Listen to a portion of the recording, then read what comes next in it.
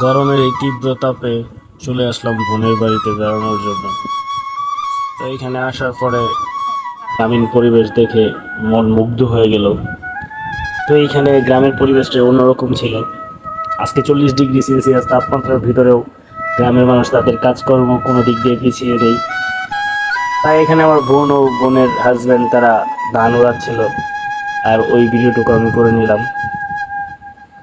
তাদের নিজস্ব ট্রাক্টর আছে এবং সবকিছু মেশিন আছে, সেই সুবাদে তাদের অন্য কোনো জায়গায় যাওয়া লাগে না। আর এখানে আম জাম কাঁঠাল সবই প্রায় পাকতেছে। তো আমি আসার পরে তেমন পাকা তেমন কিছুই পাই নাই। তো ইনশাল্লাহ ভিডিওটি দেখতে থাকুন।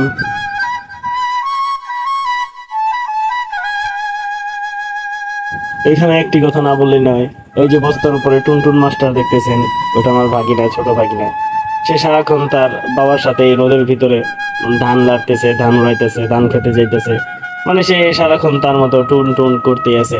এই পুরো গ্রামটা মনে হয় তার দখলে আছে। সবসময় সে এই বড় মানুষদের সাথে কাজ করতে ইচ্ছুক এবং এইখানেই থাকে। দেখেন না কত দুষ্টুমি করে, আরো কত কি বলতেছে আমার ভিডিও দেখে দেখে। তো আমার বোন জামাই খুব পরিশ্রমী, সেই কারণে অনেকটা পরিশ্রম করে। আপনারা দেখতেছেন মহিলার মতো ধান উড়াইতেছে এবং তার পাশে এই যে পাহারাদার বসে আছে। তো এরকম ভিডিও পেতে আমার পাশে থাকবেন এবং আমার চ্যানেলটি ফলো করে দিবেন। তো আজ এই পর্যন্তই, বাকি আবারও আসবো আপনাদের মাঝখানে নতুন কোনো ভিডিও নিয়ে। আসসালামু আলাইকুম।